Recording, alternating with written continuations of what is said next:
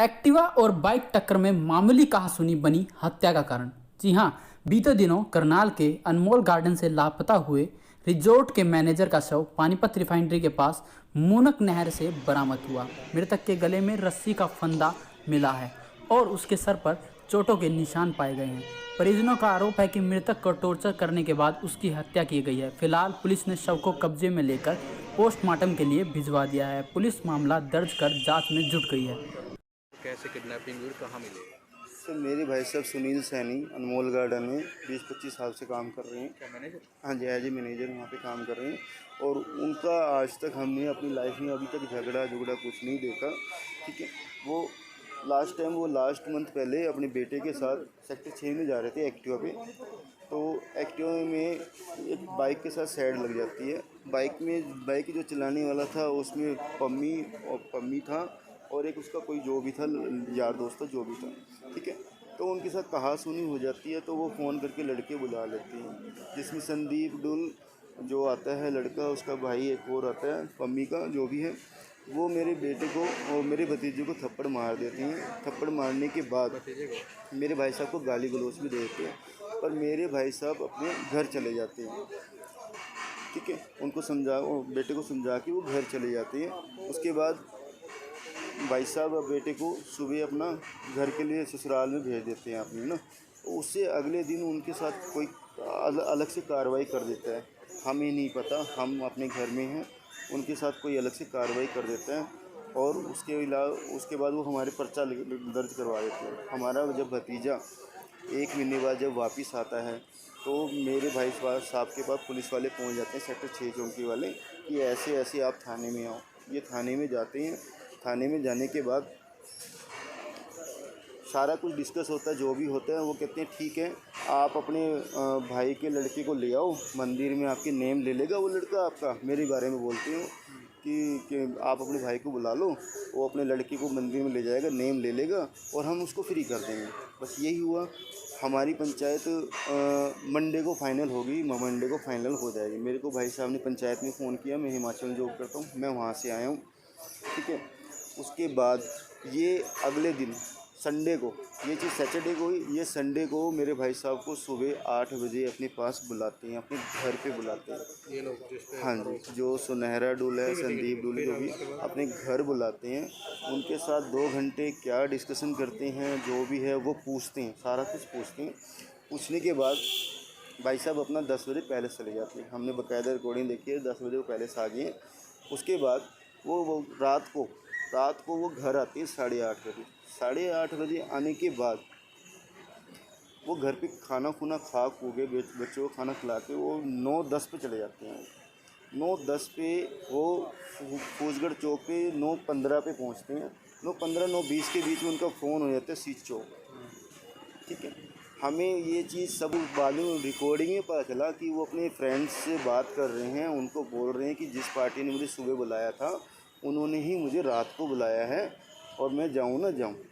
तो सब ने उनको मना किया, पता ही नहीं क्या, उन्होंने सोचा सुबह चले गए हैं तो क्या पता अभी कुछ नहीं करेंगे। उसी दिन ही रात को 9:30 बजे वो वहाँ से लापता है।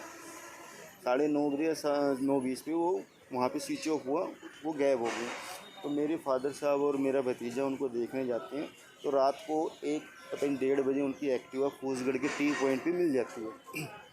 वहाँ पे हम पीसीआर को देखते हैं, सेक्टर 32 वाली पीसीआर घूम रही होती है, उसको बोलते हैं ऐसे ऐसे हो गए।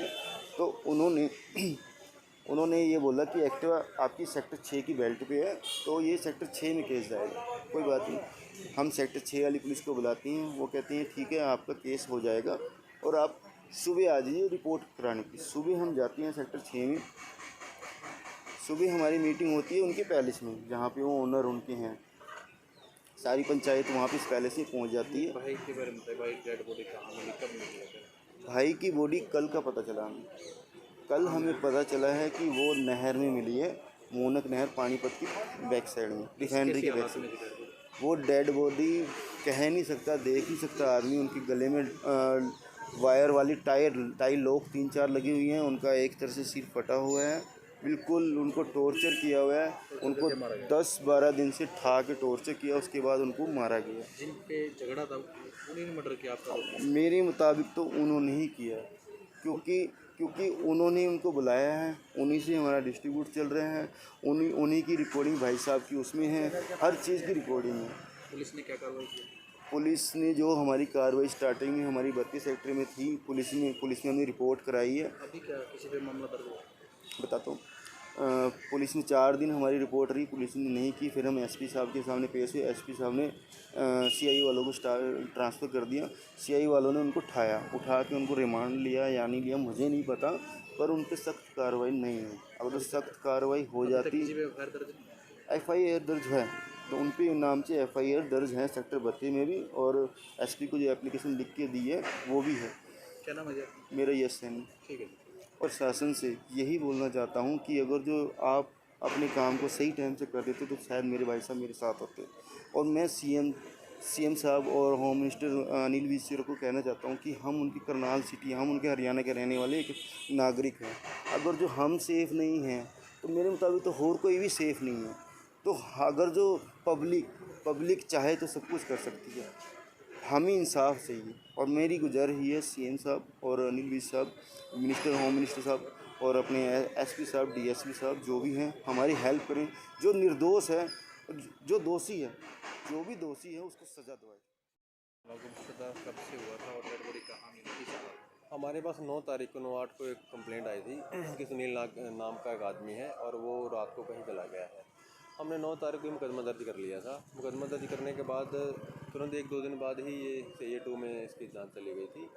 तो हमें कल पता चला था, फ़ोन आया था हमारे यहाँ पानीपत से साहब का भी ऐसे एक आदमी की डेड बॉडी मिली है और वो करनाल का लग रहा है। तो उसके बाद CA 2 वाले यहाँ आ गए, उन्होंने वेरीफाई किया तो ये वही लड़का था जिसका 340 का मुकदमा दर्ज किया था 9 तारीख को। किस हालत में डेड बॉडी? लगता है कि सर गला घोटा गया क्योंकि रस्सी वस्सी काफ़ी कुछ मिला है गले में भी। नहीं, अभी चोट के निशान हैं। डॉक्टर साहब पोस्टमार्टम करेंगे, जो भी रिपोर्ट आएगी उसका। कुछ एफआईआर दर्ज हुई है इस मामले हाँ, में? मुकदमा दर्ज हो रखा है पहले, 340 का मुकदमा दर्ज कर रखा है हमने गुमशुदगी का। तो आगे जो भी इसमें धारा आज़ाद होगी वो लगा देंगे।